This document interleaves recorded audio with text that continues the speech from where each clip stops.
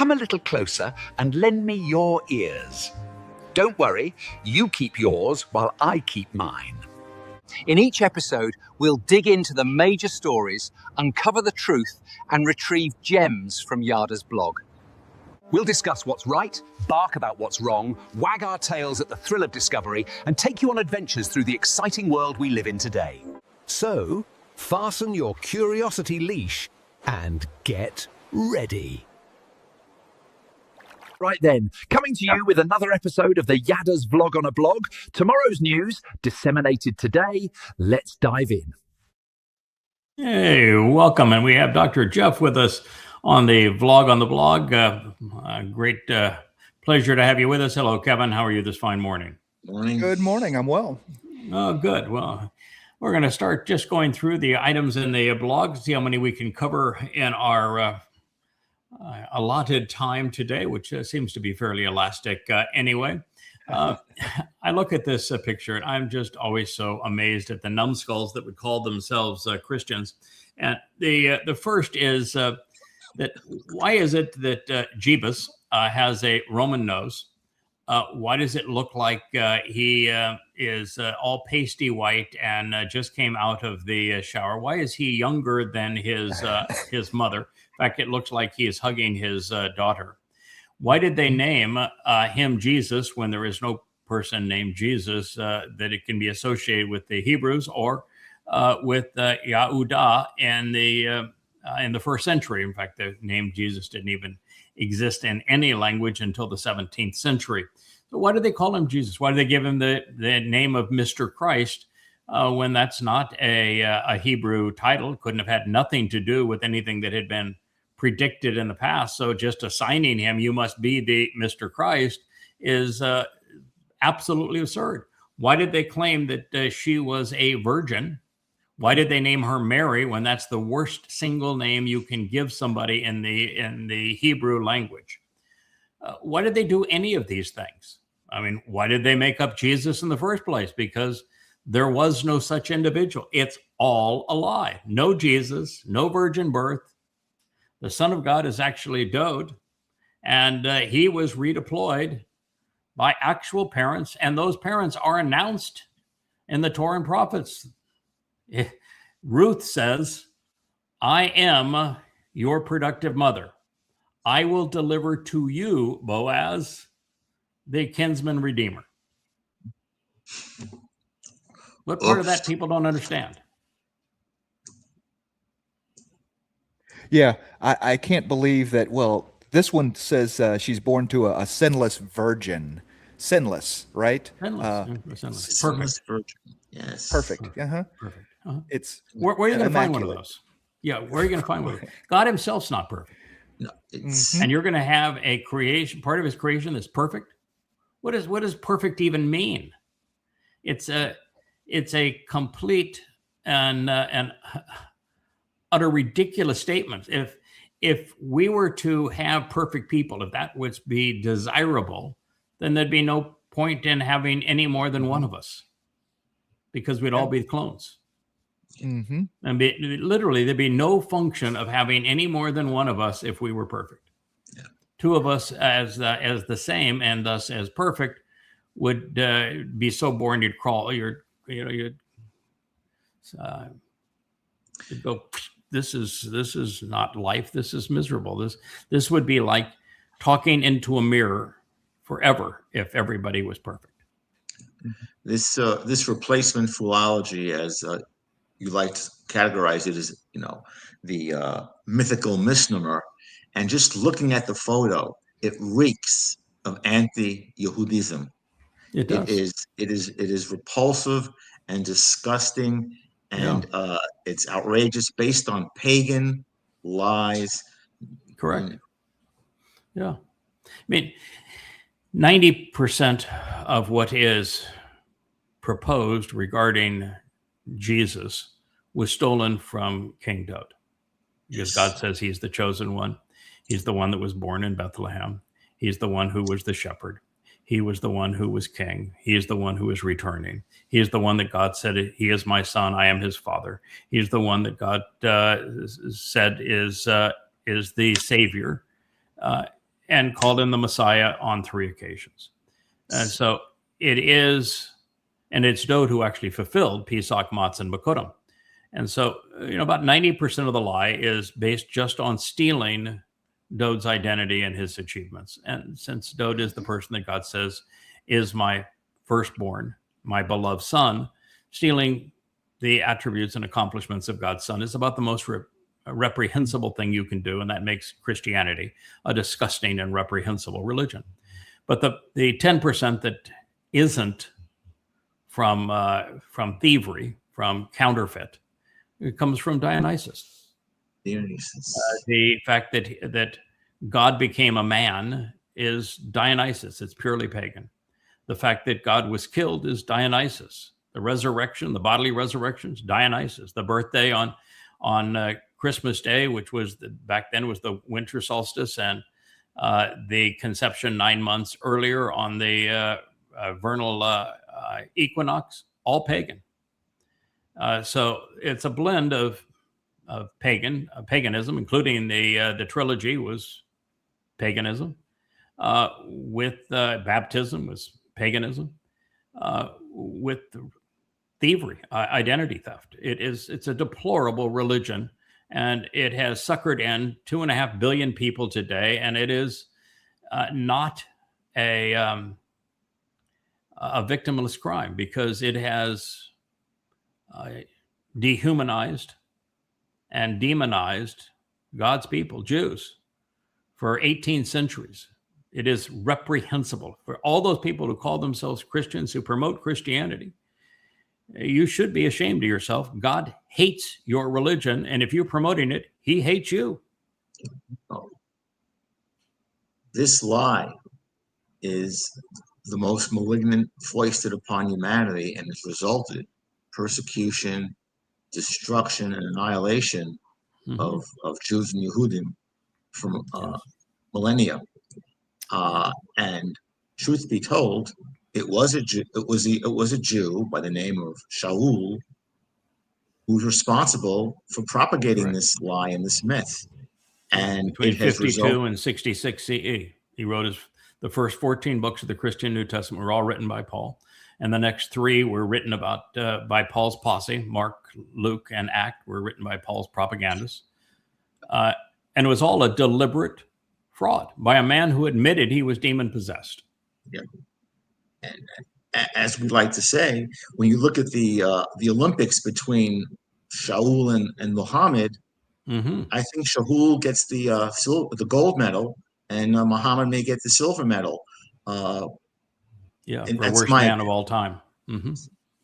Yeah, I've long said that the worst 2 humans who ever lived were Paul and Muhammad, and I think in that order. If God had a hall of shame and were to list the worst humans of all time, they would be the worst 2. Yeah. Well, although Rahab's doing his best. Right now, there's going to be a really, really close race for pole position because there's a third who has joined them. Yeah. Rahab. Donald Trump. Give him time. He's not done yet. Give him time, man. Right? He's over the next 7 years, he's going to earn, I think, the pole position and nudge out the other 2. Plato occasionally says that the man who refuses to participate in politics is a fool because you'll be governed by your inferiors. I don't participate in politics. I'm not governed by anyone, including my inferiors. So, Plato and all of these guys were wrong all of the time. It's amazing that they are seen and venerated so highly. When they promoted absurd religious ideas, they were all Gnostics. And Gnosticism is the religion of Paul that permeates the Bible. And it's, about imaginary worlds and this world being horrible, but the imaginary world was perfect. It's just absurd.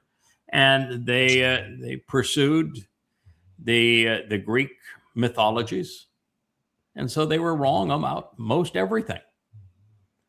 including this one. And governance during even 90+% of the Greek experience was not glorious and democratic. In fact, it was never actually democratic. It was an oligarch.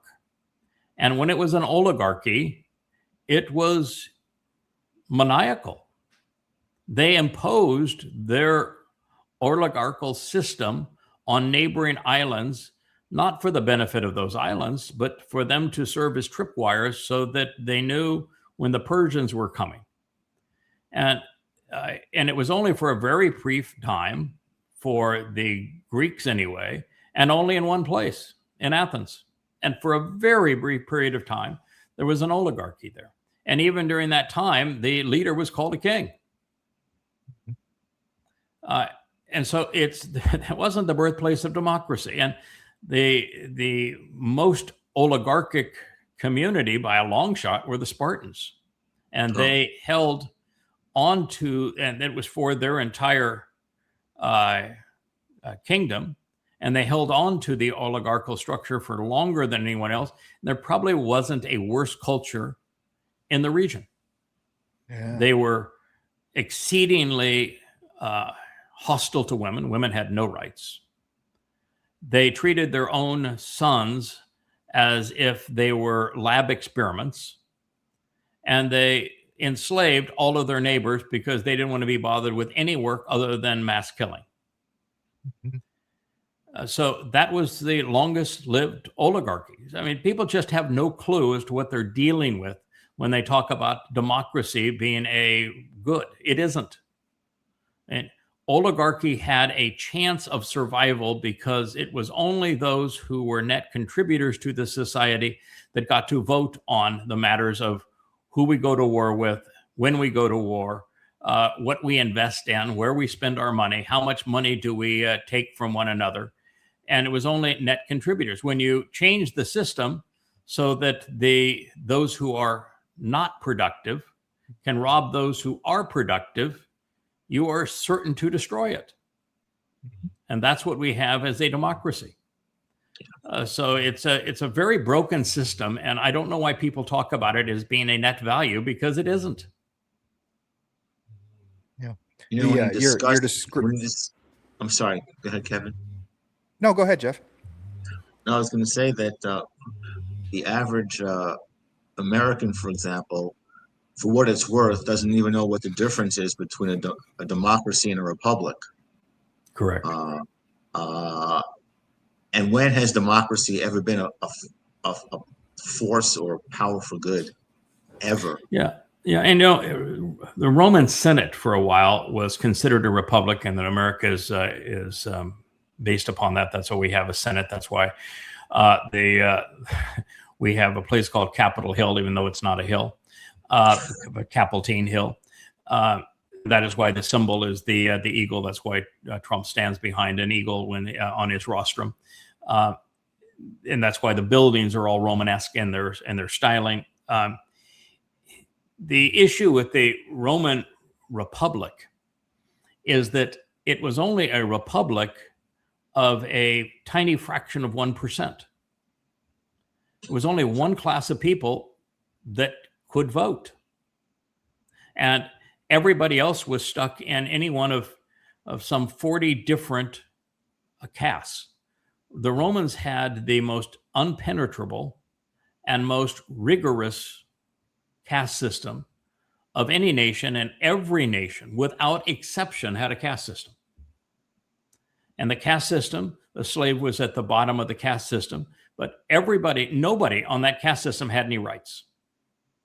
And the Roman Republic experiment was only the upper class, the lords, the landowners, being able to vote, and no one else. And even then, they would vote for, in many cases, a dictator over them. The Roman Republic didn't last very long, and it quickly became the Roman Empire, run by emperors who claimed to be God, and that the Senate became a meaningless body. So even in that, a republic it has no value either, because you have wholly unqualified, uneducated, irrational people who are grossly immoral, voting for things that they have no business voting for because they don't understand them. Young people today are largely Marxist just because they're ignorant. They're just absolutely flat out ignorant. It's the only reason you can be a Marxist, and yet they are. You've got 38% of Americans supporting Donald Trump, who is Satan incarnate. Yes. I mean, come on. I mean, this is not a functional system. Our educational processes are way too inadequate regarding history, regarding economics, regarding business, which is the thing that drives the whole machine, for people to be voting to redistribute wealth. It's a completely destructive and horrible system. And I'm sorry, Plato was flat out wrong. What we all should be is opposed to it. Yes. As Yah is. As Yahweh is, yeah. And what you mentioned now, which really cuts to the chase here, is that Rahab, aka the Copper Confabulator, has the highest rating in Israel at this time. Yeah, 78%. 38% in America, 78% in Israel. It's astonishing that people can support a man that's that overtly evil, and destructive. It's basically, to me, a form of a brain disease. Right. And what choice do you have in America right now? I mean, if you're an American, you've got Marxists on one side and MAGAs on the other. What kind of a choice is that? Well, they came together last night at the Knicks game, and I don't know if you saw, Trump fell asleep in the middle of the game. Yeah, well, he has a tendency to do that, but let's not wake him. So sleeping Trump is the best Trump there is, unfortunately. He got resolutely booed. You'd think after a while he'd get tired of getting booed, but maybe not. Oh. This is an interesting bit. The part that I liked about it is he's talking about this Jon Stewart. And Jon Stewart, by the way, does not look like Jon Stewart when Jon Stewart is broadcasting from home. You can tell the studio lights and the makeup team work that man over. I have wardrobe and makeup and wardrobe here too. I go into the closet and say, what shirt haven't I worn in a while? Okay, I'll try that one.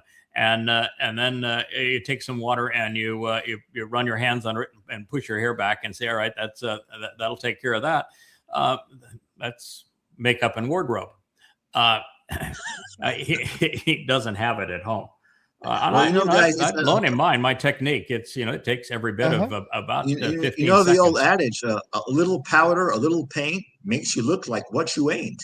Yeah, which ain't. Well, yeah, don't try any of that. I did the television circuit for a long time back in the day, and during the television circuit, because of the bright lights and everything, they always made you up. You were always made up, and it was so weird to have all these women around you putting makeup on your face, and the powder and the creams and everything else, so that you didn't glow like a light bulb. But haven't done that in a very, very long time. So I'm glad that what we've come up with, I think, is just better cameras for the most part. And even though I've got 10 lights surrounding this to make it as a professional looking studio as we can, the fact is that he has very harsh light on what he's doing. That's not what we talked about. That's not why I picked this thing up. He had was talking about AI and the business of AI, and his big concern. If you can go up just a little bit, and I'll be able to read what I posted on this. And as he was talking about it, he said that there was a New York Times interview of Peter Thiel, and Peter Thiel is the Palantir founder, and he is the guy that has the AI for the military and for spying on Americans. I mean, he's a really clandestine guy, and he's ubiquitous too in social media. He was the initial investor in Facebook with Zuckerberg. So he has an influence and a benefit of collecting data from Facebook. He was the original financial partner of Elon Musk. Elon Musk began his financial career with a company he partnered with Peter Thiel called PayPal. And Peter Thiel was actually the brains behind it, but that's how he made his money to parlay it into Tesla and the rest we know. But it was Peter Thiel. Peter Thiel was the Elon Musk of Trump's election in Trump 45. He was the one who gave the keynote speech that said, we're all for it, and became the endorsement from the tech oligarchs and the stamp of approval from the ultra rich for Trump. It was Peter Thiel, and it was Peter Thiel's money. And having done that, he managed to get all manner of government contracts, particularly with the U.S. military, for his ability to spy and collect data on all of us. The really clandestine man. So then a New York Times journalist was interviewing him. And the first question he asked Peter Thiel says, "You want the human race to endure, don't you?" Wow. No, the wow is what I'm doing now. He didn't answer the question. Mm-hmm. Yeah. And the New York Times interviewer finally had to say, that's an interminable pause there. Your silence speaks. And he says, well, there's just too much to unpack in your question. And he is one of the major AI developers, and his is the most clandestine of all of the AIs. You want the human race to endure, don't you? Wow. No answer. So the problem with AI is many, but the biggest problem of AI is the clowns that are coordinating it, that own it, and their lack of morality.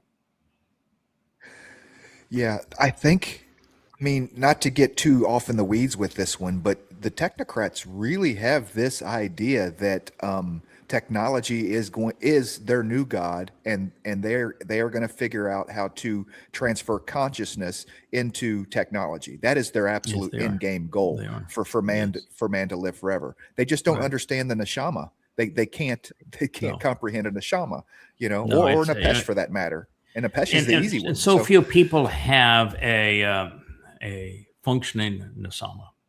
There you go. Or have made the old-time investment in research.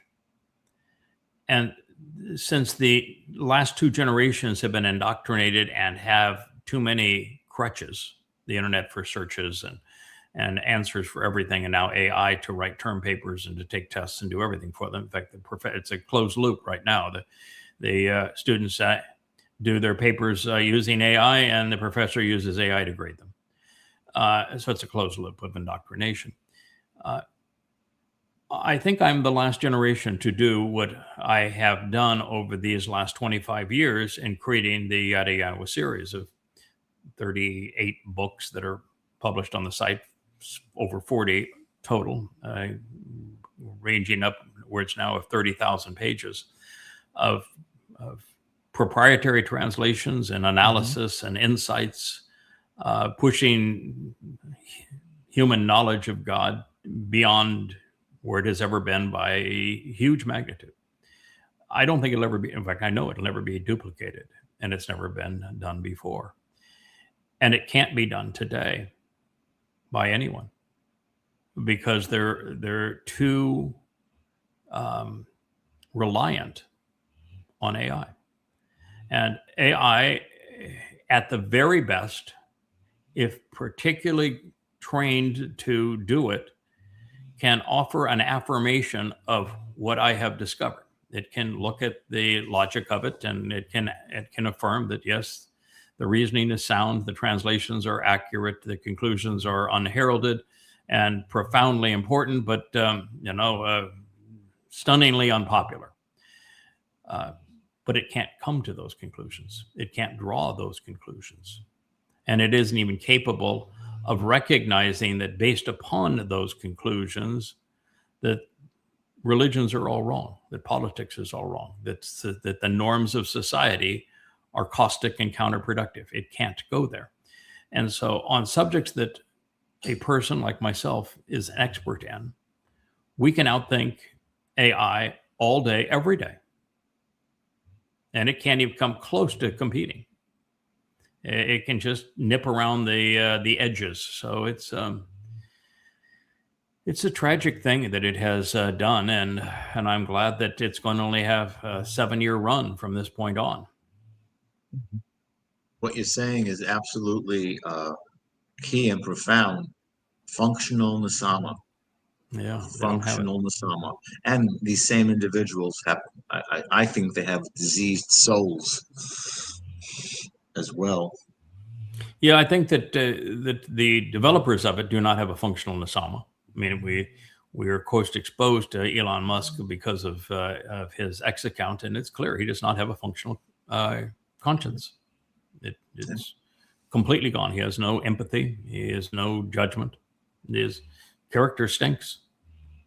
And what I've seen thus far in Ellison and Zuckerberg and Bezos and what we saw and Bill Gates, they don't have it either.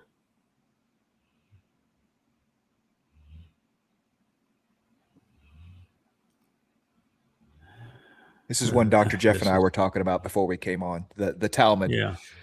And what they always cite from the Talmud is untrue. The Talmud doesn't say those things. Exactly. And what they now do is that they take and say this is a quotation from the Talmud. Now not a single one of those is documented.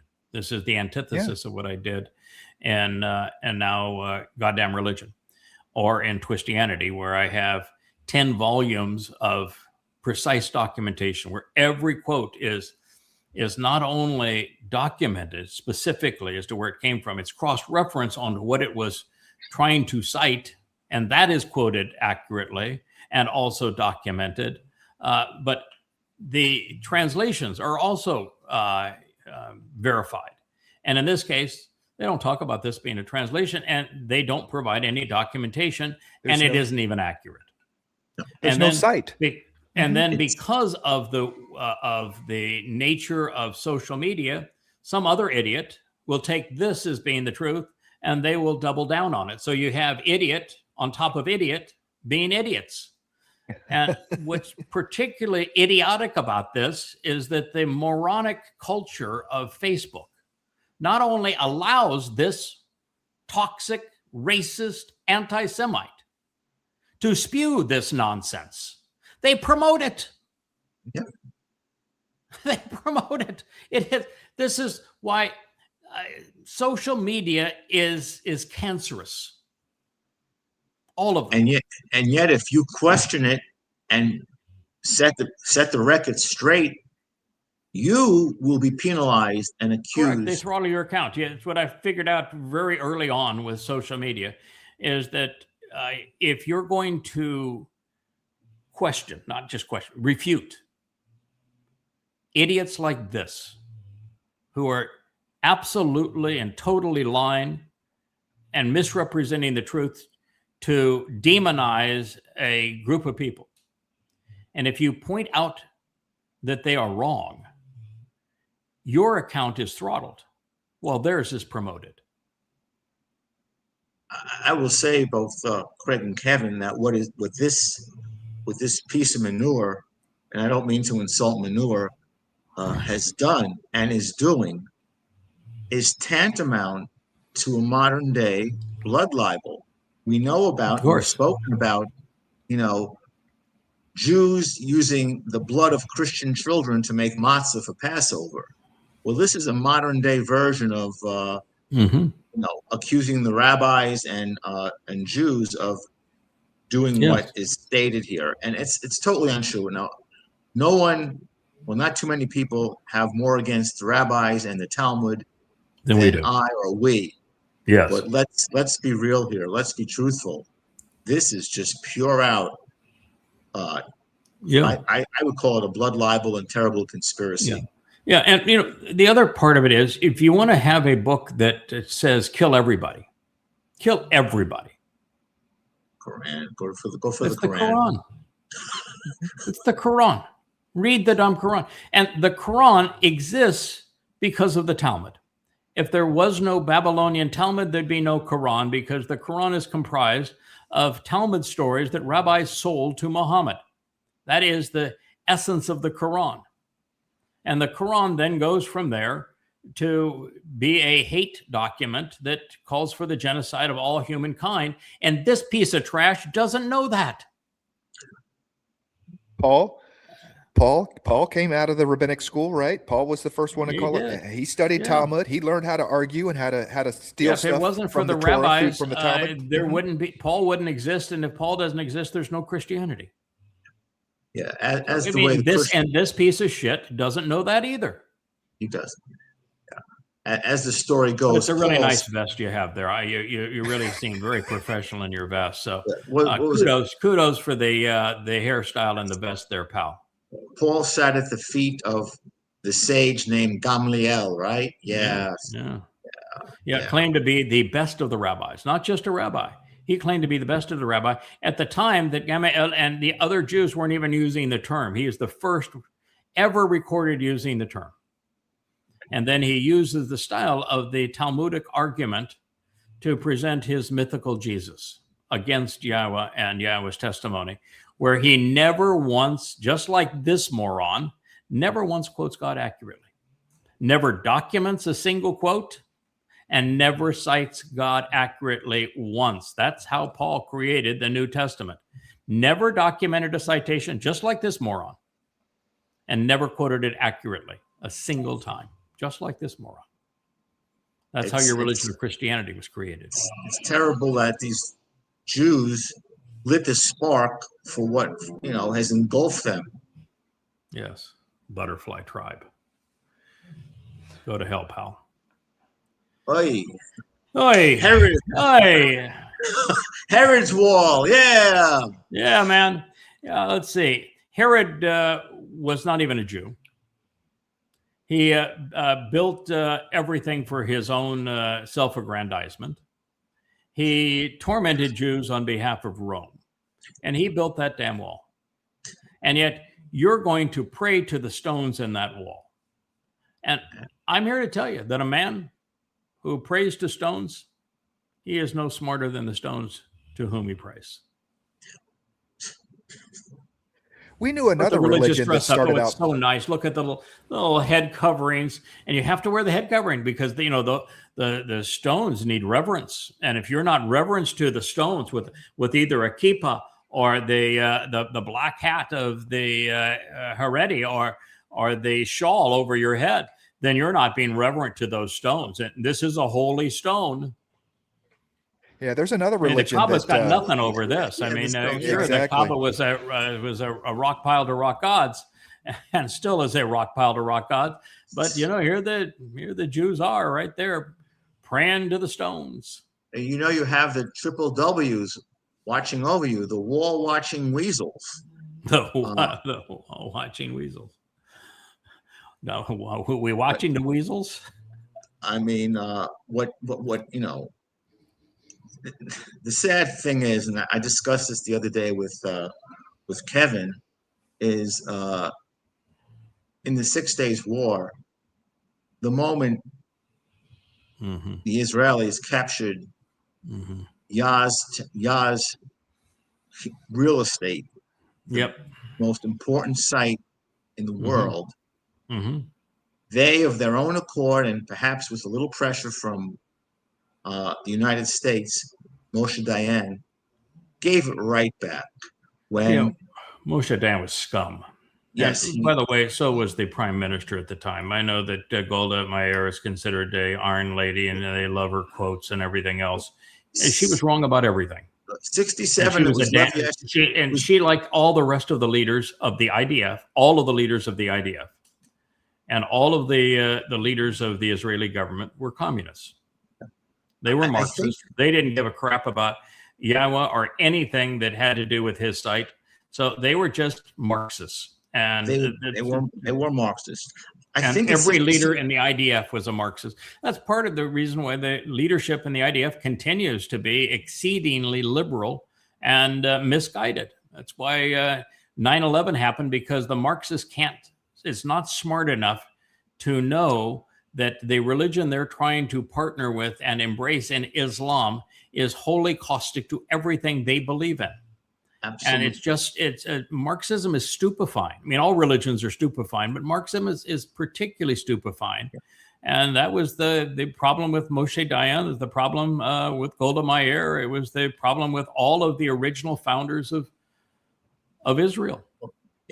I think in 67 it was Levi Eshkol, in 73 it was Golda Meir, and then it was Chief of Staff was Moshe Dayan.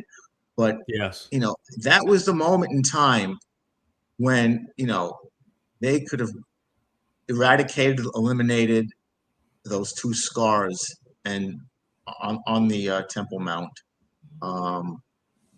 and it's repulsive. Now when you see the head bobbers and this nonsense, it's beyond sickening.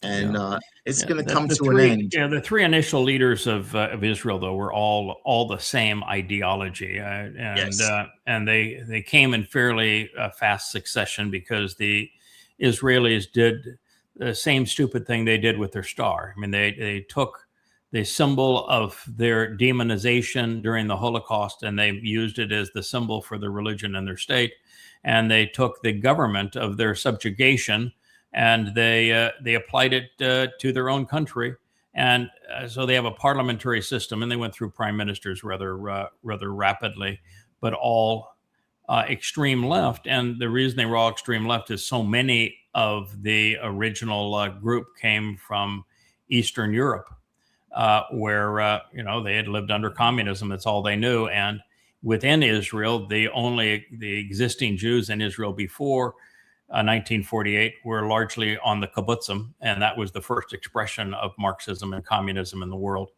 So yes. The group that became the IDF was a group of Marxist young men and women, and they were largely incorporated. That became the IDF. So you just had a whole series of Marxists initially. Yeah, and a Marxist system that serves only the rabbis at this point in Israel. I mean, I'm sure there's other folks that get the benefits of Marxism, if you would, the money or whatever. But it's the rabbis that really get, and the Haredi that get fat off that. It's interesting it's interesting right now that, of course, there's this huge uprising in Israel over the Haredi and their subsidies, and the fact that they don't fight in the IDF, and so they don't learn science or math, so that they are a net dependent on society. They become parasites. They actually shouldn't be drafted into the IDF, because they'd be a liability around any system, because they can't count, they can't think, they don't understand much of anything.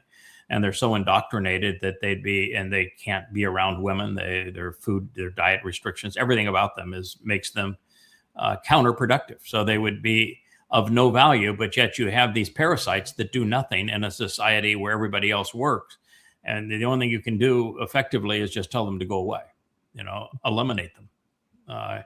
But then you have the left, where the Marxists are out the last week celebrating gay pride. I mean, I don't care if you're gay, lesbian, or whatever you want to profess. That's your business. But in the midst of a time when Israel is being destroyed, you probably should find something better to do with your time. Yeah. Right now, just to leave this, is that the Haredi and the rabbinical types, they basically have formed alliances with the more conservative right-wing parties Yeah, to stay in power.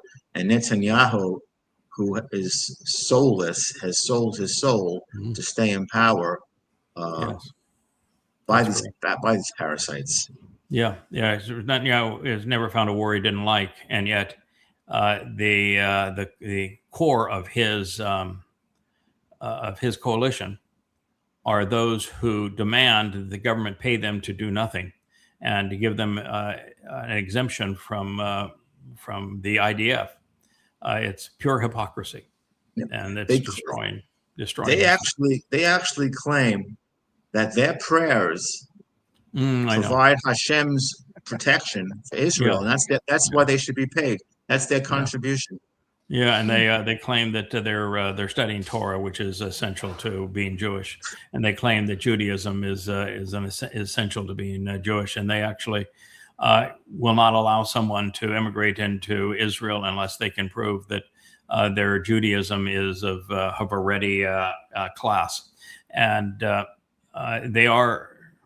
I mean, there is no way that Israel can survive them, and they are exceedingly parasitical. But a deadly parasite.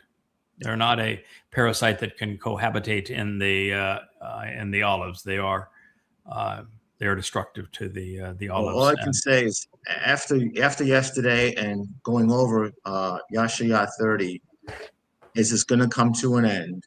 And when you come back with Dode, Lachabesh, justice will be done. Yeah, it will be. This is a sickening worldview. Here's a Brit, and she says, "It's shocking to me as a Brit from the UK that Americans aren't taught that they only entered the war against the Nazis after Nazi Germany sided with Japan, and after Pearl Harbor and declare war against the USA. At no point did the USA decide to save democracy from Nazism." Okay. You want to talk about a country that doesn't deserve to be saved. You want to talk about a country that was not democratic. Let's talk about the UK. The UK was the most egregious oppressor of people the world had known up to that point. They were worse than the Romans. They were horrifyingly horrible at colonialization, and not just oppressing all other cultures, but robbing them, abusing them. They didn't promote democracy. They promoted total and complete subjugation and control. And they did it for centuries. And so if there ever was a country that did not recognize the value of independence and free will, it's the UK. If there ever was a country that didn't deserve to be saved from an oppressive totalitarian regime, it's the UK. And yet their disgusting nation was saved not once, but twice. So you want to shut up, Madeline Hanson. You're ignorant. You're immoral. You have no concept of what you actually represent. And it isn't democracy. Yeah, it's the sun never set on the British Empire. It's not the sun never set on the democracy that Britain spread throughout the world, right? So yeah, how did Hitler come to power? How did Hitler come to power? Votes. Mm-hmm. Votes, right. So yeah. That's your democracy right there. Yeah. Hitler tried to control Europe, just as the UK tried to control Europe and controlled at one point about a quarter of the Earth's population. Mm-hmm. And the history of the UK and India and in China in particular is really horrendous. Oh wow, I just despise this piece of shit here. And he's finally been suspended because he diddled the office staff, and he is just the face of evil. For those that don't know, this is the the head justice of the International Criminal Court. He is the one that indicted Netanyahu and called him a war criminal. He's the one that accused Israel of genocide. And he is an absolutely maniacal, revolting piece of crud. That's what human excrement looks like. And there's a lot of them in the world. And many of them work for the United Nations. He just happens to be as bad as any of them. And you put a turd in a suit, it's still a turd. Mm-hmm. Yeah. Oof. Yeah, Dr. Jeff and I were talking. At worst, at the United States, all they do is disbar you for something like this, and then make you Attorney General later on. But yeah, of course. It's. I'm waiting for this, like you say, this piece of excrement to be called a victim. Oh, I'm sure he already is. In fact, I know he already has. He's called himself a victim. Oh, yes. God. So here is Richard Gere. Richard Gere's not looking so good in his older age, and he has this post. He says, "We're living in the darkest moment that I've experienced on this planet." Okay. Whoever thought America could turn like this? Whoever thought that a maniac like this would be president of the United States? How is this even possible? Because we went to sleep? Richard Gere. Yeah. Marxism again. Hollywood in particular, but the Democratic Party went Marxist. I know that when you use the term Marxist, it doesn't resonate with people like progressive or social democrat or liberal or woke. But bottom line, it's Marxism. Mm-hmm. That is what they're promoting, was Marxism. And it is pervasive in the Democrat Party. It's pervasive in the Hollywood left. And the reason you got this POS on the right, who happens to be Satan, is because of the Marxists and the Democrat Party. You took over the party and you didn't give mainstream America an option.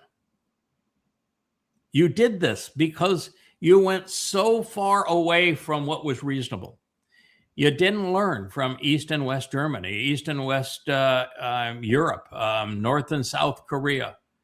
You did not learn the lesson of failed Marxism and the consequence. You didn't learn the lesson of there's 200 million people that are dead today because of the Marxist experiment in China, in Europe, and Russia. You didn't learn that experience from it. And because you didn't learn that it was a failure economically, that it deprived all people of freedom and of prosperity, and that it was deadly, diabolical, because you did not learn that humans, when you congregate together, are worse than you are individually. Mm-hmm. That's just what this happens. So you want somebody to blame for this, Richard Gere? Look at yourself. Look in the mirror. Look at those that you represent. Look at those who echo your sentiment. Yeah, Trump became Trump and became president because the left went way too far left. Paraphrase a philosopher who actually, I think this quote is quite accurate at times, is Santayana, about, when you don't learn the lessons of history, you are compelled to relive them. Mm-hmm. Repeat them. I would go when the lesser of two evils in American politics is Rahab. That you really have to think about what is Marxism. How evil is Marxism? Okay, right. I don't think actually the lesser of two evils was Rahab. I don't think that the world recognized that Donald Trump was Satan incarnate, or that during that period where he had lost the election and couldn't handle the embarrassment, where he was going bankrupt and losing all of his properties, and where he was losing every criminal case, and the next three, each of them was going to give him a life sentence in prison. And so he was so desperate that's when he accepted Satan as his solution. And so the Donald Trump of Trump 45 was an egomaniac and narcissist, and he said unbelievably stupid things, but he didn't do much that was particularly terrible. And the administration was tore up, an agreement with Iran and said some dumb stuff, but he wasn't a terrible president because he accomplished very little, and the less they accomplish, typically the better they are. Mm-hmm. Trump 47 is an entirely different beast.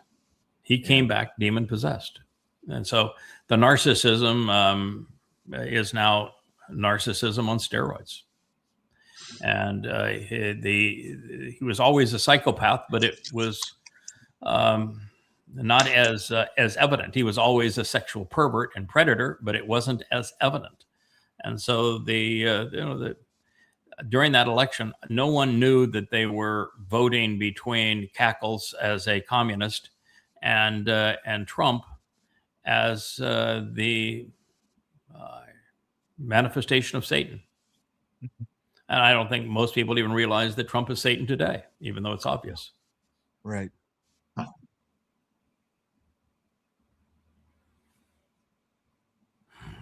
This is the same issue. Sometimes we just get themes during the day. And, all I'm doing here is I'm going through my feed on the Facebook account in preparation for this, finding something I thought might be interesting to talk about because of the implications on society and our times and the message that we're delivering from Yahweh.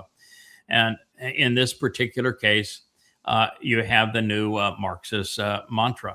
They don't want to tax the billionaires. They want to rob the billionaires because they're not productive. And they claim power by redistribution of wealth. If they can promise people who are not productive that they will take the money of those who are productive and redistribute it to them, which is thievery, that makes them popular and people will vote for them under those circumstances. That is what democracy is all about. It is rewarding failure and punishing success. That's why it never fails and never succeeds. And this capitalism is cooked. Total ignorance. Capitalism, communism, socialism, fascism, Marxism, all the same ism. They all use capital, and they all recognize that the most important form of capital is human labor. Mm-hmm. The distinction really is between free enterprise and controlled economies. And free enterprise is a vastly better system for productivity and for freedom than our controlled economies. And the controlled economies are all the same, whether it's fascism, socialism, or communism, or a monarchy. Controlled economies are all the same. They do not work. And there is a blend today that is sort of interesting, but it misses this point entirely, which is that in China, you have a government that is communist, but all of the industry operates under free enterprise. So it has become the economic engine of the world while blundering nationally. But free enterprise is the only functional form of economics. There is none other. All the others concentrate power in the hands of a few, but they socialize the human experience. And in so doing, we become the worst of ourselves. You freeze rent and everyone lives in a slum. Mm-hmm. No one will build, no one will maintain. So it just shows this complete ignorance of economics. And you can't get through to the mindset like that, again, idiot in the middle. You cannot get through to them. There are no words that are going to resonate with him to say, okay, every fact proves that I'm wrong. But he didn't give a shit. And you're dealing with a generation that's been so indoctrinated, they don't know how to think anymore. So they can't reason their way out of it. And they don't know economics. They've never run a business. They never hired anybody in their lives. They never tried to manage someone. They've never raised capital. They've never written a business plan. They don't know. And, unfortunately, in a representative government or in a democracy, the idiots outnumber those who do know by many, many, many hundreds to one, maybe thousands to one. Yeah, you could take all of the loving money, not just tax the billionaires. You could, by the way, the billionaires are already paying. The wealthiest 1% pay 25% of the total government budget. So they're the top 1% are already paying 25%, which means they're over contributing, and 50% pay nothing. The bottom 50% pay nothing. So the system is already tilted grossly towards penalizing success. But in this case, rather than tax the billionaires, you could take 100% of the money of the billionaires, and you wouldn't cover even half of the increase in the national debt in 1 year. You wouldn't even cover half of the increase if you took it all. It wouldn't last in terms of sustaining other people for even a week. So if you took it all, and then you've destroyed incentive for anybody else to make it, so you'll have no one else in the future to rob. So if you took it all, you would it'd go a week, you'd reward failure for a week, and then it'd all be gone, and there'd be no one else to replace them. Duh. Right. I just like all the happy smiling faces and the wonderful colors. I mean, Marxism just looks so joyful, doesn't it? I love this part down here where it says no AI, and yet all of these college educated Marxists used AI to do their term papers, to write their papers, and then the Marxist and to create these graphics. And the Marxist teachers and their whole world is artificial because they use it to create an artificial existence for themselves. Mm-hmm. Yeah. And the lout in the middle, he's a special Marxist because he's that nexus between Marxism and Islam. Mm-hmm. Yeah. Do you know why Bernie Sanders and the group have gone no AI? You know what their issue with AI is? Probably climate change. It's pseudo-climate. The AI centers use just enormous amounts of water and electricity. And electricity has to be generated, and most of the means of generating electricity are considered caustic to the environment. Even they pay for it, they still use an inordinate amount of electricity, and they use an inordinate amount of water. And so those two reasons are the primary reasons they don't want AI. Mm-hmm. It's a pretty simplistic view of the world.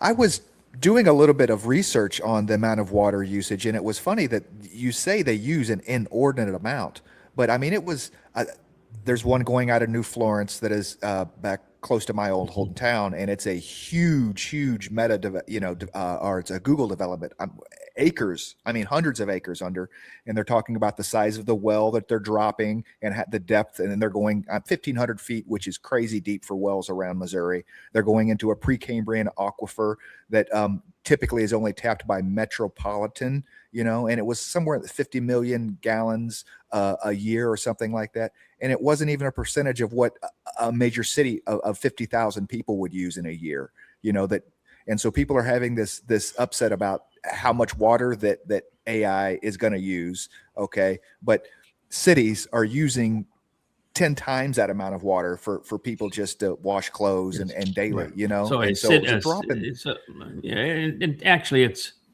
for as I looked at it, it's about equivalent for a average size AI facility would use as much water as a community of about 500 people. So there's a bunch of machines over there that are using the same amount of water every year that 500 people would use. That's about, but that's still a lot of water. And we're going to get to that as we turn to the development in Arizona by the Taiwan Semiconductor Manufacturing Company, and why they put a facility in Arizona where the facility is only running now at about 5% of its intended capacity because they can't staff it. And they're still using 1 million gallons of water a day from the Phoenix metropolitan sources of water in a desert, and they're 1 million gallons a day, and they're at maybe 1% of capacity. So it's there are serious water uses. Now, I don't have a problem with people using water because there's exactly as much water on the planet today as there was 1 billion years ago. But you ought to be smart enough to say, if I need a lot of water, I should put my draw on water near where there is a lot of water. So I don't know why you would put it in the Arizona desert, but they did. Two things working against you: no water and heat. It's like, come on, who was thinking, right? Yeah. Microsoft has bought 3,400 acres around Cheyenne, Wyoming, to put in a data center. That's a high plains desert. Yes. Yeah. It's again the same kind of thing. And you've got Elon building all of his AI chip facilities that also are huge water draws in Texas, and not in the part of Texas that's wet but in dry. And so you just go, come on, folks, what's going on here? Oh boy, the flipper flopper. I like flip flops, so I'm not got anything against flip flops. But that argument that Trump said, "I never said that I wouldn't start a war." You're lying. You must be stupid. Are you a crook or are you stupid? Those are the only choices. And he turned bright red and everything else. And of course, right after the interview, she played one of many, many clips where Trump is campaigning for president in 2024. And he says, "I will start no wars. I will be the peace president." And so, she caught Trump in an absolute lie. The flipper flopper. But hey, that's real hop, stock, and trade. You can't deny Satan what Satan does best, right? He wouldn't be Satan. Right. That wouldn't be fair. Fair, right? Right. I like taking Sir Shorts to say you can't wear a hat. Grossly unfair. There was some hat. Yeah, there was some hat discussion today about whether I should turn it around backwards or not. So. Oh, okay. Yeah, well, I'm glad people are listening. This is good. All right. So this is a presentation on Epstein, which the world has largely forgotten.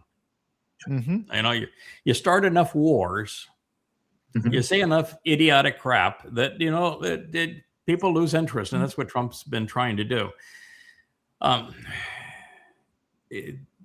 Jane Doe number 4, at 15 years old, claims, and she was interviewed over and over again by the FBI, considered a credible witness by the FBI. And she has testified over and over again, giving enormous amounts of evidence that she was raped by Epstein when she was 13. And then she was raped by Donald Trump when she was 15. And the Epstein estate gave her enormous amounts of money and a non-disclosure agreement that didn't just cover Epstein. The settlement for many, many millions of dollars was to have a non-disclosure between not only covering Epstein, but covering Donald Trump. That's part of the Epstein files. It has now been released that the settlement covers Epstein and Trump, and that it over accusations that she made and repetitively interviewed by the FBI for verification that when she was 15 years old, she was raped by Donald Trump. That's what this video is about, if you want to have the evidence. That's pretty. And this is Jane Doe number 4. 4. Yeah, she's So that actually the means most there's- important of the Jane Does in that particular case. Jane Doe number 4. You've actually probably most of us have seen video evidence of her being interviewed of what she had to say of what Donald Trump did to her. And so MAGA, chew on that. Gag on it. Your man is a pedophile and a rapist. My point was that she's just not the only one. No. Oh, God, no. She's not. Oh no. Mm-hmm. But if she was the only one, that would be Still enough. would. It would be, yes. Yes. So, Rahab has had his Aisha moments. Yes, he has. Mm-hmm. Yeah, it's the Aisha moment speaks of when Muhammad was 66. If he was born in the year of the elephant, which is what the Quran strongly insinuates, then he would have been 66 years old when he first crawled into bed to have sex with Aisha, who was 6 years old at the time. And she was not the only one as a child that he raped. And so Donald Trump is slightly better than Muhammad, in that Muhammad was 66 with a 6-year-old girl. This girl was 15. Okay. These are dancing rabbis in their shlemiels and black hats, jumping up and down. I just want to be very consistent and very clear. God hates them. God is absolutely disgusted by Judaism. He views Judaism as the single most hostile thing that has ever happened to his people.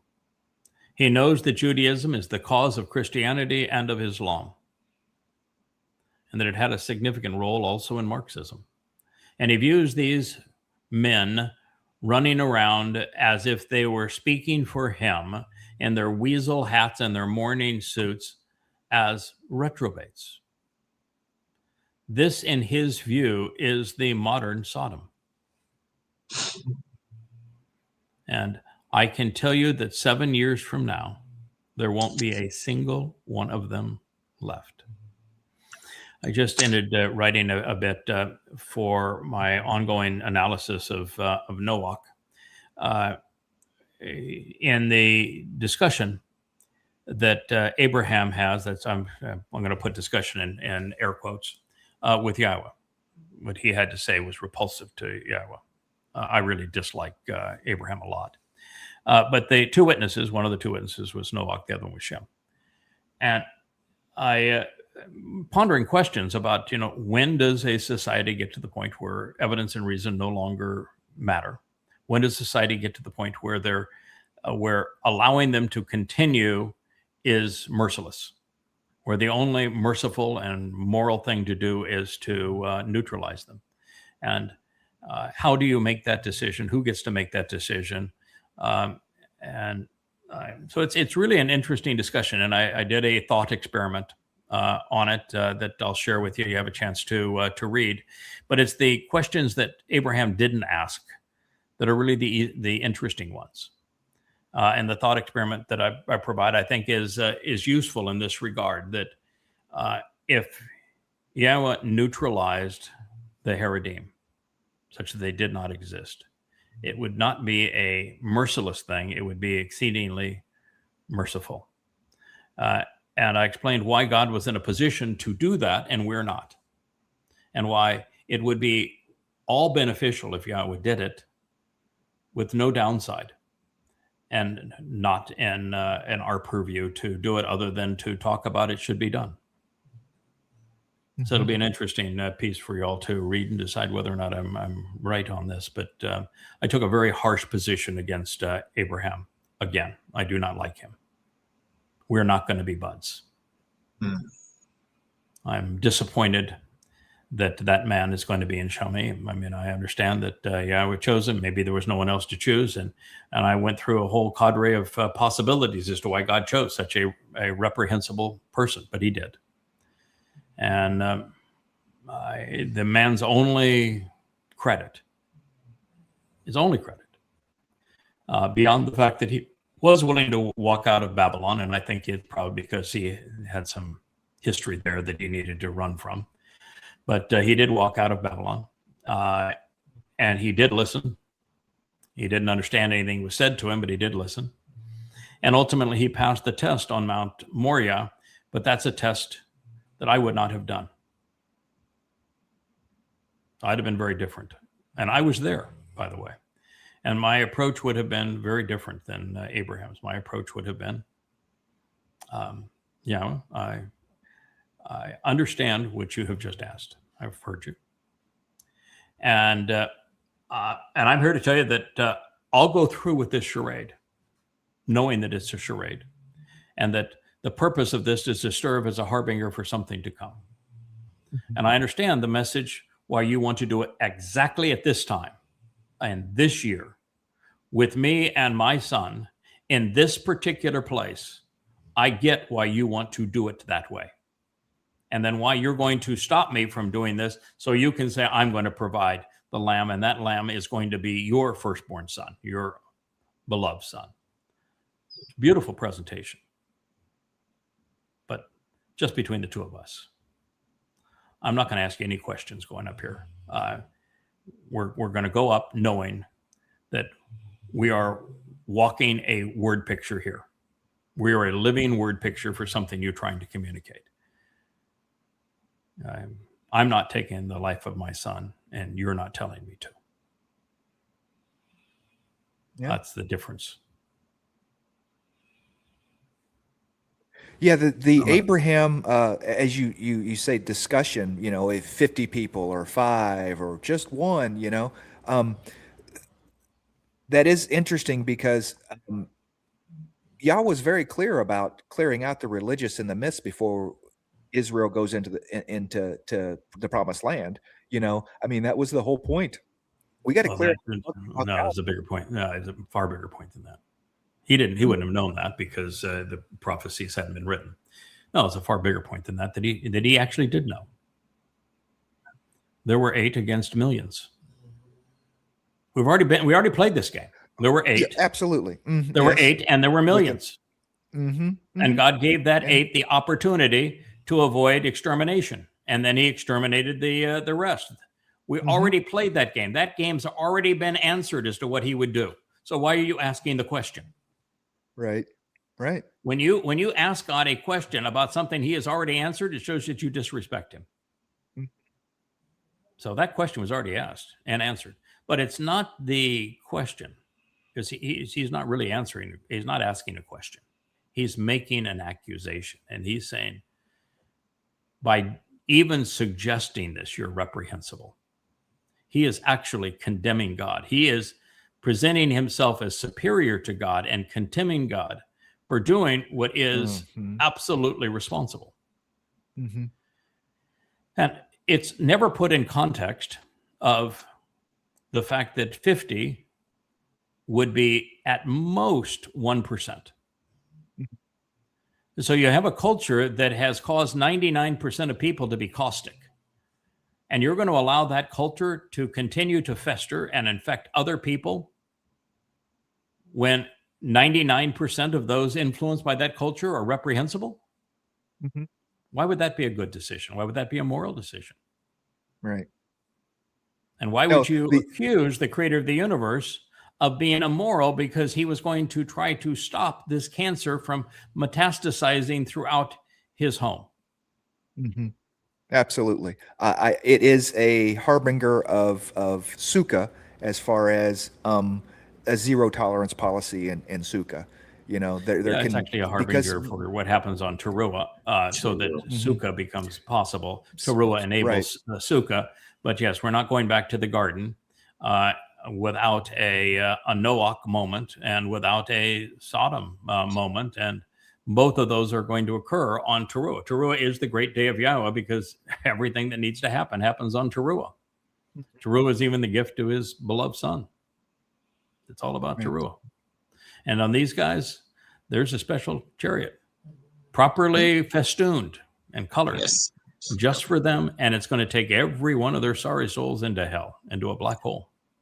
All black chariot, black hole, Black hats, black suits, black hearts, black religion, no light. I will say Yoel 2 goes into this exactly what Yah thinks of these weasels and miscreants. And as you've disclosed recently, going through Yashaya 30, 20 through 28, 29, 30. Wow. The events of fiery, and you actually become as the stem, the rod, and the sword. Yes. That's going to be your role. Yeah, I'm going to have the scepter on loan, but the rod, the spear, I am those things. The branch. The branch and the scepter belong to God. It's going to be wielded, and that's what God wants done. So there is a person being sent by God who is going to rid Israel of her enemies. He's just not going to be the Messiah. He's here on behalf of the Messiah, but he is not the Messiah. And these morons that are pretending that he's going to save them, no, he's going to make certain that they're incarcerated in Sheol. And lucky for them, they don't believe in Sheol, so it won't bother them at all. Right. Oh my, Machiavelli. Have you guys ever read Machiavelli's book? Machiavelli. Have you? Have you ever? You know his book? Machiavelli wrote a book called The Prince. The Prince, yes. The Prince. Machiavelli was an Italian. Lived probably in Florence area, not far from Rome. At the time, all popes were Italian because it was Rome, of course.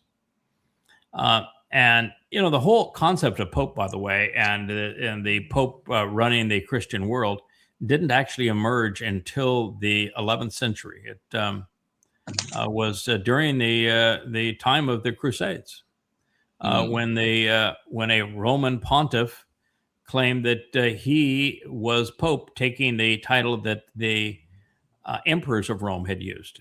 The emperors of Rome, beginning with Augustus, called themselves the father of Rome, and they used Popa as father. So he took the old Roman title of the emperors, and he claimed that he was infallible and he was the one, and that all other sects ought to obey him. And the pontiffs and the Eastern Church out of Constantinople said, "No, you don't. You don't have any sway over us." And the Roman based church is largely destroyed anyway, with all the powers with us. But that's when it began, as actually in the 11th century. So it's a relatively new phenomenon. It doesn't go back to Saint Peter by any stretch of the imagination. But what Machiavelli was writing when he wrote about the Prince was for the Pope. And he was advising Italians, and these would be all Italian oligarchs. And it wouldn't be actually an oligarch then because it was a monarchical system. That to be Pope, you needed to know that there are two basic ways to control people. You can earn their respect, or you can terrorize them so that they fear you. Those are the two ways. And his advice to all future popes was that earning someone's respect was too hard to accomplish and didn't have near the influence of terror. And so Machiavelli's The Prince was written, and Machiavellism is been categorized, even though it's not written in the book, as the ends justify the means, is that there is no manner of terror that is inappropriate for a ruler to impose to control people. And it is the philosophy that has always run the Roman Catholic Church. It's the philosophy that ran Imperial Rome. This is the exceedingly evil, and they want to call him a philosopher. Now, this philosophy is never play fair in a game where others cheat. So what he is saying is that those that will oppose the Roman Catholic Church are dishonest. And sure, some of them are. And so the appropriate thing for the Roman Catholic Church to do is to be dishonest. That's what he's writing. Oh, it's pure sadism. It's pure sadism, because we are going to inflict pain, terror, fear, whatever means necessary for your own good, lowly people, man. That, right? You know, It's Paul's. The all governments are inspired by God. You are subject to them, and if you oppose them, it'll be at your own doom, and if you support them, it is the will of God. Right. Yeah, and he was writing that in the book of Romans to Romans, who are the most beastly of empires in human history. Give on to Caesar what belongs to Caesar. Yeah. Wow.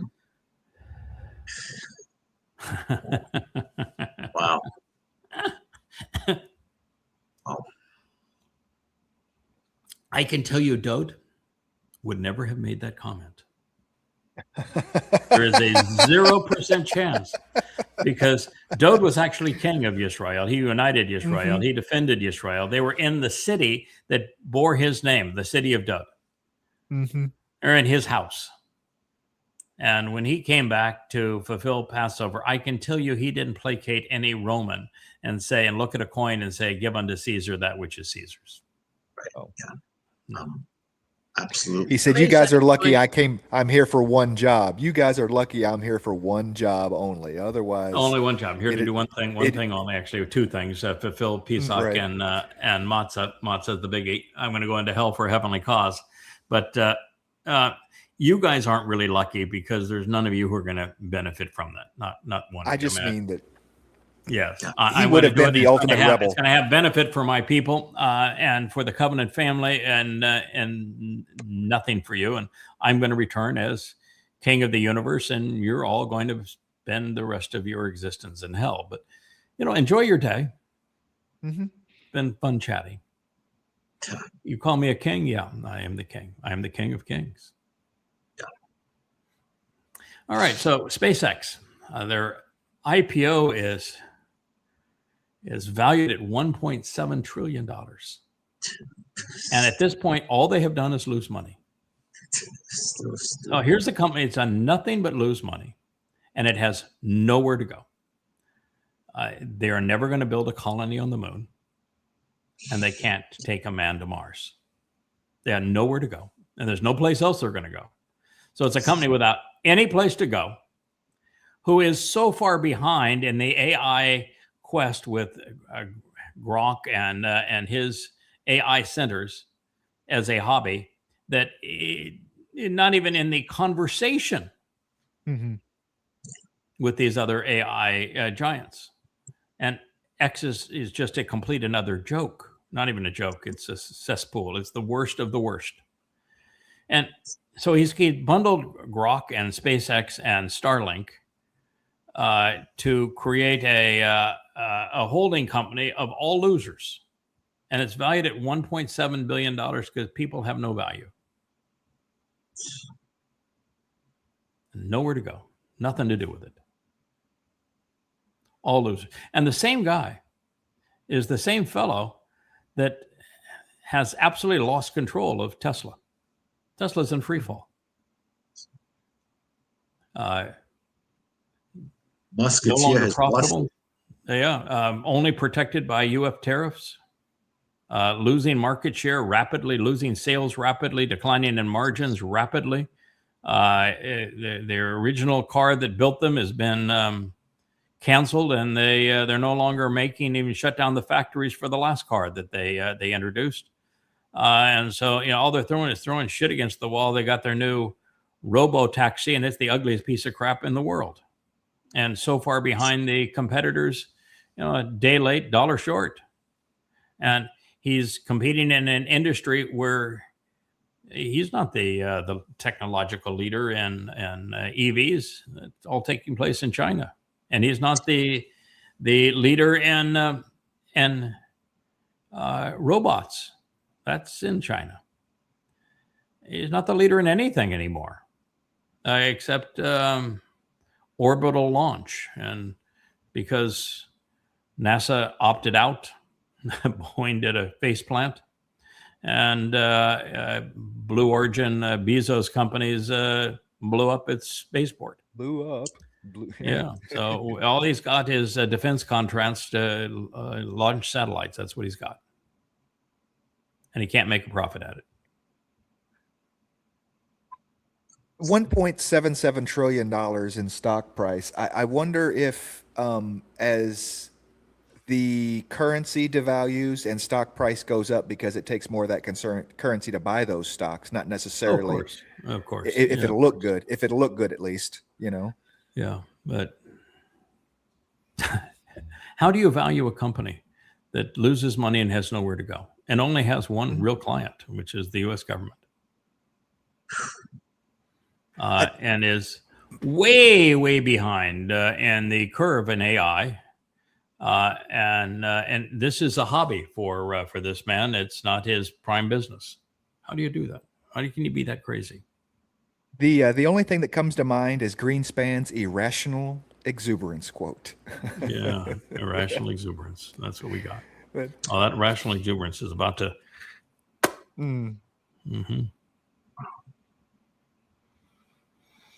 it on the rain. I wanted to pull that song. Yeah. For So this. yeah, he had that satanic meltdown. I mean, he really had a satanic meltdown. He turned glowing red, and threw a temper tantrum when he was caught in a series of lies. She was pretty obnoxious as a interviewer. I don't think I would have put up with her either, but he was trying to deflect the fact that he was lying about everything. And he would talk over her, which is his way, when she was pointing out that, well, why don't you offer some proof? You're making all these big claims, but you never offer any proof for any of this. And then he made the stupid claim, I never promised there wouldn't be any, that wouldn't start wars. But he then said something about, you're lucky I'm here because it's raining. And then he went to this other meeting and he says, because it was raining, I lost my temper. I mean, what is he, the Wicked Witch of the West? And, if you throw a little water on him, he melts. Is that the deal? I mean, he knows he's demonic and water will cause him to melt. Like was it the Wicked Witch of the West, right? That you pour a little water on and yeah, exactly. Yeah. Does the witch end? Maybe that's his thing, is that, well, I don't like water. Water's frightening for me. Maybe it's he's read the Es Sirah, Time of Trouble, and he knows that it's going to be torrents of water released from the Temple Mount during the sacrifice of the Adam Parah, that ultimately turns him into the equivalent of the Wicked Witch of the West. He's going to melt right there. Maybe he's read that. Maybe he knows that he needs to avoid water at all cost. Rabid animals are afraid of water. Okay. That is one of the, yeah. Why? Why now? Why there? Mm-hmm. I mean, North Korea is a pipsqueak quantum. It only matters for one reason. I mean, the world wouldn't even know about North Korea existence because it's a prison camp if it wasn't for the fact that he manufactured nukes. And so the only reason that Z would be going there at this time, following his meetings with Iran, with Putin, and with Trump and succession, is because of nukes and arranging what they're going to do with the nukes, and doesn't want any traced communication, so he's going to do it in person. And that's the only reason for going there, is dealing with the exuberance that Fat Bad Herboy has for nukes and the fact that he is building them at reckless abandon, or because they were delivered to Iran and he wants to make certain that there's no tracing it to him. But that's really an interesting deal. And there doesn't seem to be an answer for that. I can tell you that the answer for what happened at the last summit all boils down to a single thing. The summit between between Trump and Z. And China announced it right at the beginning. Don't interfere with Taiwan. Mm-hmm. That was the entire message. They didn't get beyond that. Don't interfere with Taiwan. And it was like Trump was begging for China to involve itself to resolve the unresolvable war in Iran. And China just responded with, don't interfere with Taiwan. You have a call that's coming up with that you promised with the president of Taiwan. Don't hold it. And Trump didn't. He canceled it. There is an arms sale of U.S. weapons to Taiwan. Stop it. And Trump stopped it. And so it's all about Taiwan. Now, why would it be all about Taiwan? Do you know? Why was it about Taiwan? Chips. Chips. And not the kind you eat. Nope. Chips. Of the top end AI caliber chips, the kind that are also used in robots and automated driving cars and your computers and all this sort of thing. 95% of them are made in Taiwan. And of those, the overwhelming preponderance of them are made in the Taiwan Semiconductor Manufacturing Company, TSMC. And so with a company that has a 70% share of semiconductors and a 95% share of advanced chips, being in one country, that's the prize. It's the most valuable commodity on the planet today. It is the commodity that, if not available to the West, would bring the West to its knees in a matter of a month. The defense industry couldn't function. The AI industry would crater. And all of the kinds of things that we do with social media and the like would be gone. There'd be no more personal computers. No more cars are running on them now. Everything would come to a crashing halt. You couldn't make anything anymore. Because it's about a 95% monopoly on the upper end chips that come from this one factory, and a 70% overall on technology chips from one source. That source is in Taiwan. And so why would you go into Venezuela? Why would you claim that you want Greenland? Why would you blockade Cuba? Why would you go to war against Iran? When the one country that really matters for the world economy or world stability is Taiwan. Yeah. But it's more than that. You know, the U.S.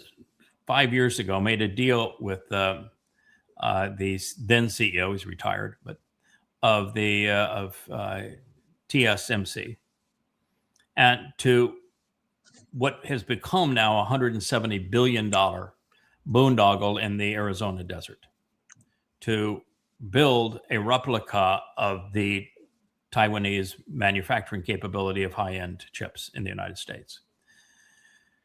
And they got a couple of problems.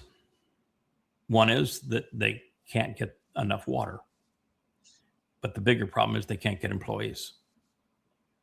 Even if they offer people $30 an hour and a 4-day work week, they won't show up because the discipline demanded by that industry and by the Taiwanese overseeing it is something Americans won't endure. And there are no training schools for it. Taiwan became successful in chip manufacturing, not because of an individual. It was that the government 50 years ago decided that this was going to be our future. And the government is the leading shareholder in the Taiwanese Semiconductor Manufacturing Company. And they made all of the initial investments, but they didn't do it alone. They went to the whole community, went to every wealthy individual in that community and said, we want you all to invest. This is going to be our collective project. I don't care what your industry is. You have means. This is our future. Invest in it. And they all did. And so they built not just a company, they built a culture. And they built an academic institutions around prioritizing people how to succeed in that culture. And they taught people how to be PhDs in doping wafers, and building developing these kinds of chips and building the machines that create them. And then the culture that would cause people to say, I want to work there. This is what I want to do. Where in America, they want to be an influencer. And so they created the culture where the industry was possible. And then they created the industry at enormous investments that only a government can do. And now it's 30% of the GDP of Taiwan. And it runs the world. And so China's in an interesting spot. Now, this guy, he is just not the smartest guy in the world.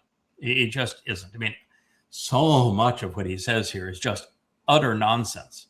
But he's right about one thing. The meeting with Trump was all about Taiwan. Don't interfere.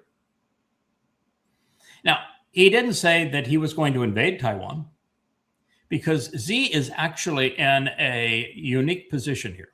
While he has, with all the islands that he has built and the Navy he has built and the Air Force that he has built and the missile infrastructure that he has built, he has made it impossible for the United States or any group of countries to defend Taiwan. It is absolutely impossible. So he is taking care of that. And Como says, because of those islands, now he can blockade Taiwan. Do you think they're shipping the top end chips that are this big, that are exceedingly expensive, that are more valuable than diamonds per weight, and you think they're putting them on a ship? Are you out of your mind? They're going on airplanes, pal. Yeah. They're arriving in 12 hours from the time, or 24 hours the time they're shipped, not 3 weeks.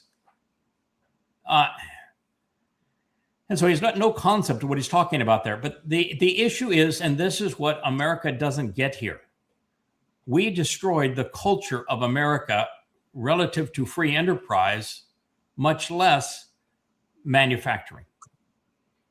That culture exists in Taiwan. I mean, I knew that every time I went to Taiwan, I loved the people and the attitude of the people. We don't have that culture in America. That culture is not transferable. That culture took 25 years to cultivate in a country that was driven by free enterprise. China can't go to war with Taiwan and capture that company. Taiwan Semiconductor Manufacturing Company has no value to China if they go to war with Taiwan, because the culture that they need to run that company would be gone. So they can't go to war with them. We don't have to worry about them going to war with them. They can't go to war because they would destroy the one thing they want. They don't need more land. They don't need another island.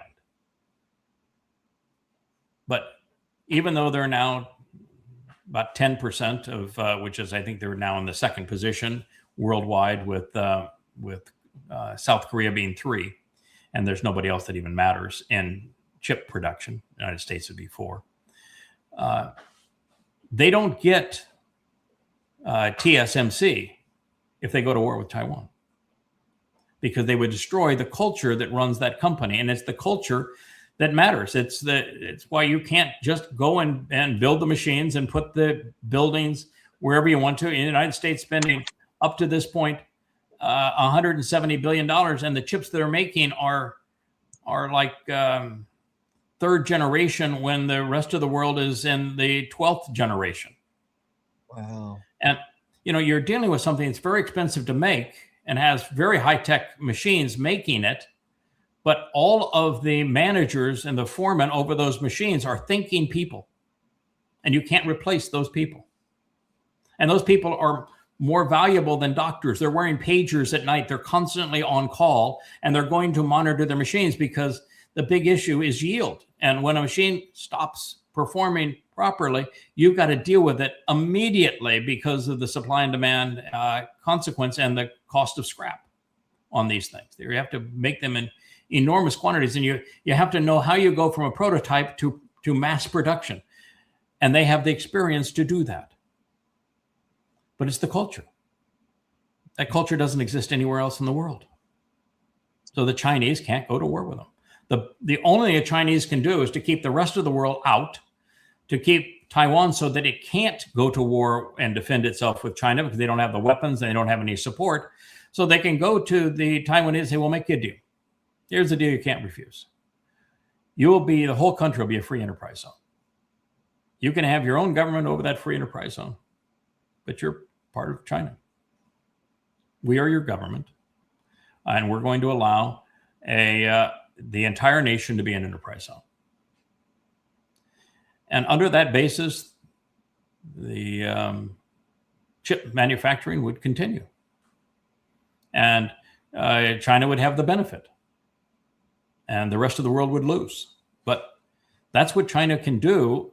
And we don't know if Xi is smart enough to pull off that plan. But the only way you can do it is to have Taiwan recognize they're indefensible, that they have no allies, and they don't have the weapons to confront China. So rather than obliterate the population and destroy the whole thing, why not accept this proposal? And I think that's what we're headed towards. But that was the entire meeting.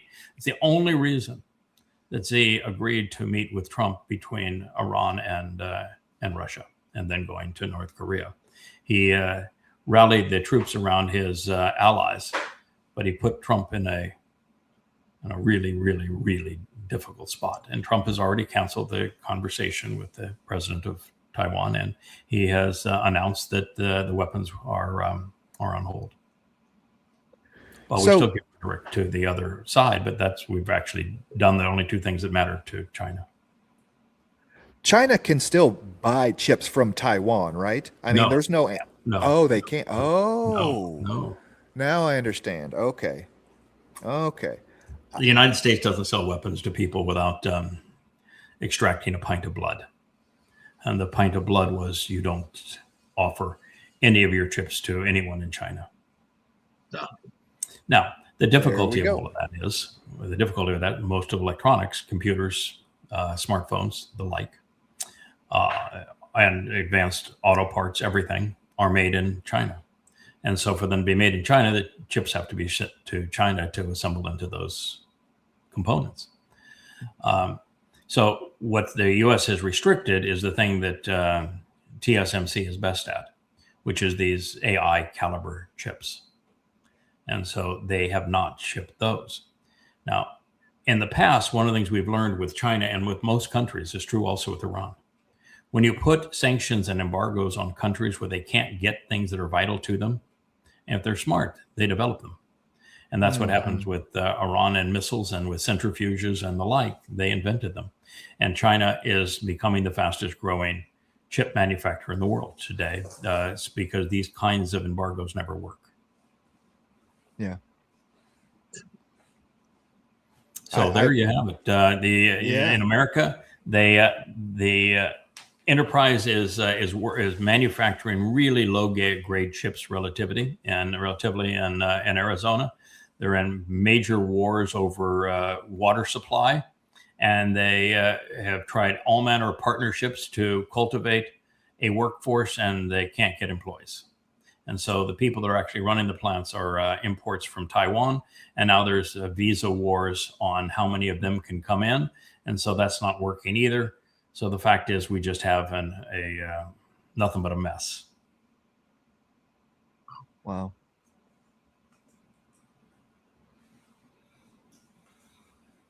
This from you. Yeah, you got Amalek. The rabbis with their samils, their weasel hats, and they're burning an Israeli flag. No, they're not. They're burning a homemade flag that looks like a. This is a bed sheet that they painted on. They're too cheap to even go buy a flag to burn. Yeah, and I think it's an effigy too, so that it's it's got little tenny rompers, and I think they probably made an effigy that was wrapped in a Israeli flag. They are reprehensible. This is the scourge of the earth. Rabbis of all varieties of ultra-Orthodox Judaism are deadly, toxic disgusting reprobates that are universally hated by God. And they cast a pall upon the remaining Jews in the world. They do. They're out there Israeli flag. Yeah, homemade Israeli flag. Can't even buy an Israeli flag. Oh yeah, dancing. What a goon. Mm-hmm. Yeah. Your little curly cues. Like you're pretending that that is you're doing something that's Torah. Yeah, weasel hats and curly cues. That's where do you find the curly cues and the Torah? Is that the Burger curly. King there? Who was that kid with the crown? Oh, look at that. It's just disgusting. It's so hard to be supportive of Israel. I mean, I'm sure it is if it is for us. Can you imagine Yahweh saying these are the people that I chose, and oh my God, they are so disgusting. And perverting your children to the third and fourth generation. Absolutely. If you were driving by that, what would be your response other than What you doing, Rabbi? And they're standing across from a school. Yeah, they just, Oh, and they're celebrating Purim, which is, of course, from the Book of Esther, which is a complete and utter fraud. Yeah. How repulsive they are with their bed sheets. You know the story with them as well, right, guys? What's that?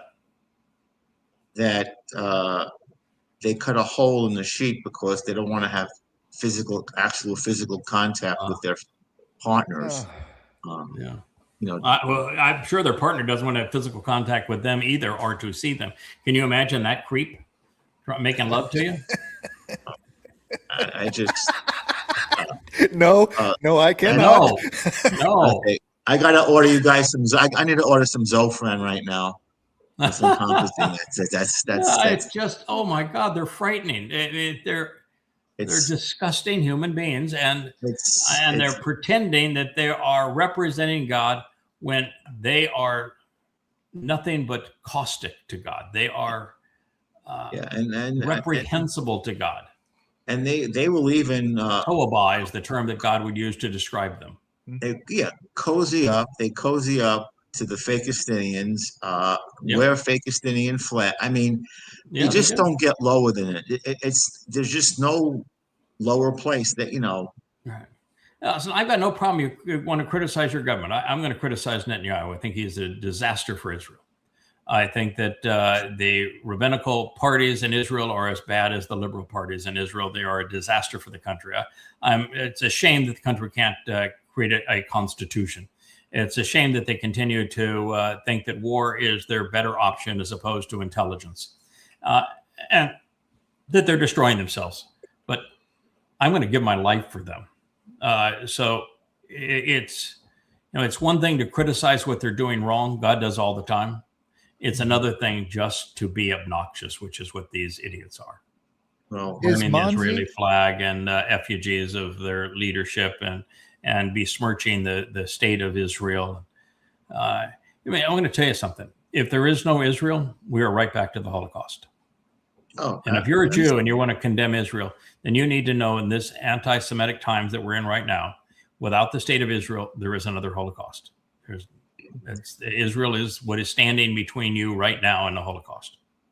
Just beyond brainless. They are just anencephalic morons. And they don't read their own Torah and prophets. They read their Torah and prophets, they wouldn't be religious. God hates religion. God speaks vehemently against them. He is angry at them. And read their prophets, they would throw away the Talmud. They would throw away everything associated with Judaism and come clean. But you can't reason with them.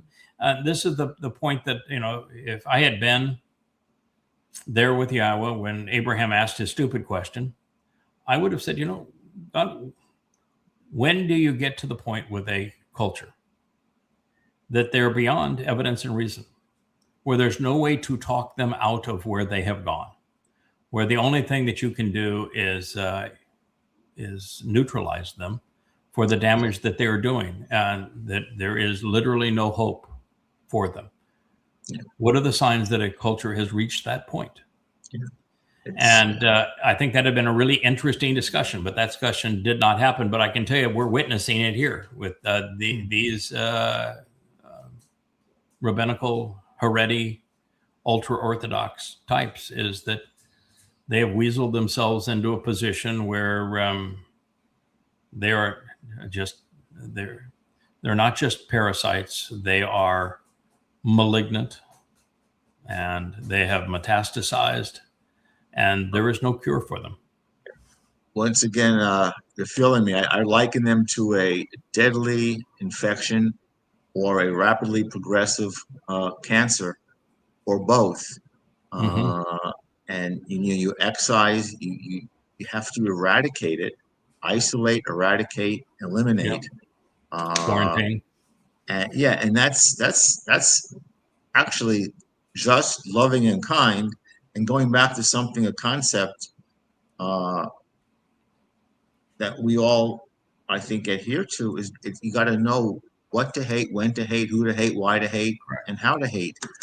All those little children that were being influenced by them, had somebody had the courage to speak out against them and to stop funding them and to point out the fact that everything they were saying is untrue, then they may not have corrupted those children who now have no future as well. And they may not have given Jews as a whole the ethnicity, the naming convention. They may not have given Yehudim a bad name. But a lot of the reason that anti-Semitism exists is because rabbis exist. And if rabbis didn't exist, you would eliminate a huge amount of anti-Semitism. They, when that anti-Semite that we began the show with, he was attacking the Talmud. Now, errantly, but without the Talmud, he doesn't have an argument. And the Talmud has done nothing but curse Jews. So, as I say, rabbis have been their own worst enemy. Without the Talmud, there is no Islam. Without Judaism, there is no Paul, and there is no Christianity. They created their own enemies. And even now, you look at these sad sacks, and everyone who sees them is going to have the same visceral reaction to them, that this is sick. There's something deeply disturbed and demonic about these people. And so they're inspiring the same kind of hatred of Yehud that the religions that they inspired have done. It's why I just hate religion. Well, we've gone to almost 2 hours. We can do one more if you want to do. You're itching to do one more. I wouldn't want to. Yeah. Dude, oh. Yeah, boy, did he ever lose his SHIT. I'll say he lost his shit. And he turned bright red. I mean, look how red he is here. And look at the horns on his head there. He's really looking satanic. I mean, this is Rahab looking Rahab. He's hissing on the left, and he's spitting on the right, and he's got his horns flared, and he's turned bright red. And he's got, of course, his goatish comb over here, according to the prophets. That's Rahab, man. That's Satan incarnate. He lost his shit, man. And I've always thought that Satan had better control over himself than that. When you pretend, as he did in the creating of Mr. Christ and of Allah, that you're a god, you have to have some self-control. You don't have to be all that smart, because people are really stupid. They'll believe anything. But you just can't lose your shit like this and have people think you're a god. And the same token, you lose your shit like this, and it's no one's going to believe that you're a credible individual.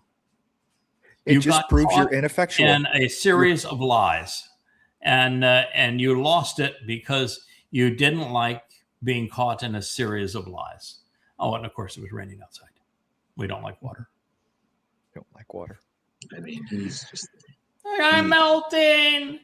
It's interesting. I'm looking at him, and there's certain kind of tumors in patients called carcinoids where people get vasodilated, but that photo, it just encapsulates the satanic face. I mean, it does. everything We were the that first to identify him as Satan incarnate, as the great betrayer of Israel, as the Torahless one, as Rahab.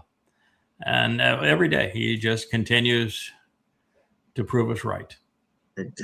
I mean, it's. I have a feeling there will be more to come. I have a feeling that as things. Oh, it's going to get far worse. It just Yes, it's absolutely. and particularly as he now is sparring with Israel, trying to find that he can blame Israel for his problems in Iran, and he has no solution for Iran, and he still has no solution for the Epstein files, and so he's got no solution for the economy, and he's got no solution for anything. And the world's falling apart. The petrodollar is cratering. He has lost his allies in Europe and in the Middle East. He has a war he can't get out of. It's all cratering for him. In less than 2 years. I mean, how do you fuck it up that bad in less than 2 years? In 2 years, yeah. How could you screw it up that bad? And how, after 2 years of doing everything wrong and making an utter fool of yourself into the world, you still have all 38% of MAGAs in your corner.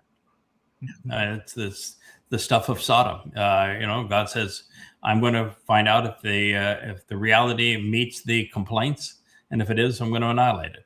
And it's the deal here.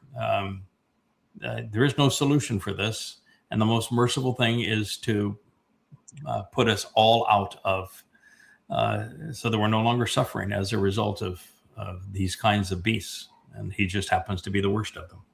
He's warming up for the final act.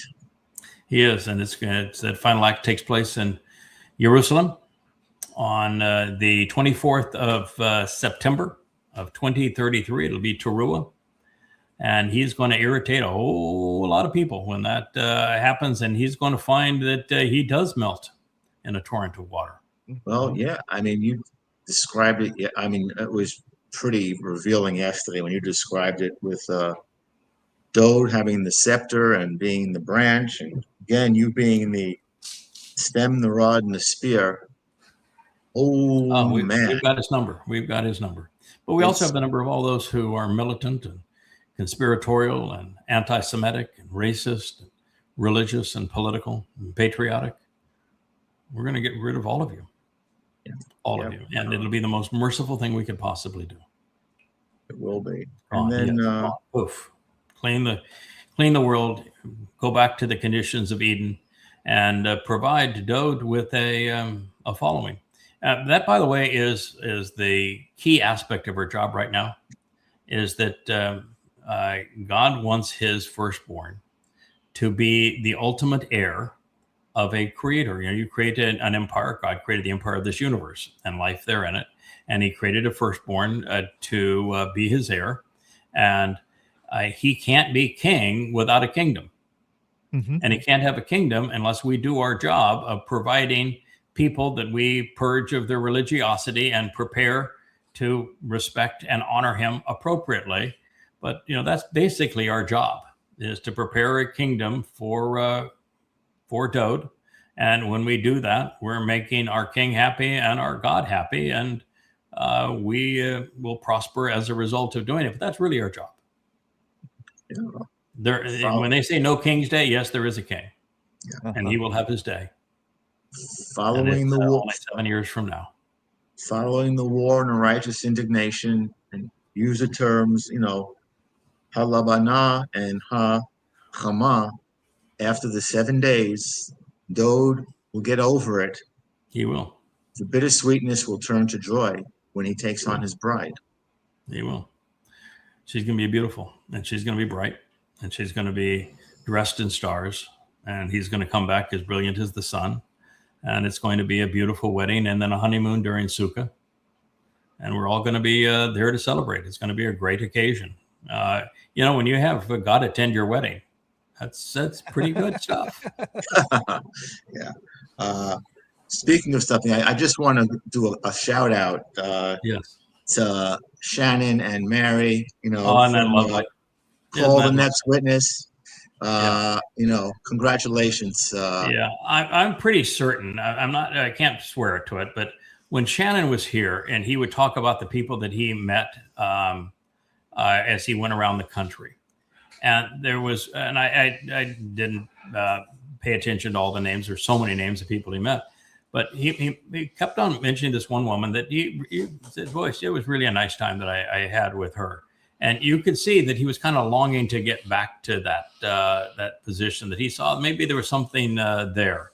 And so when I saw your reveal, I'd say, yeah, that's exactly what I thought was going to happen. And my response is that there is very often a reward in doing the right thing for the right reason. He was out, engaged, doing the right thing for the right reason. And in his case, look at the joy that it brought to both of them.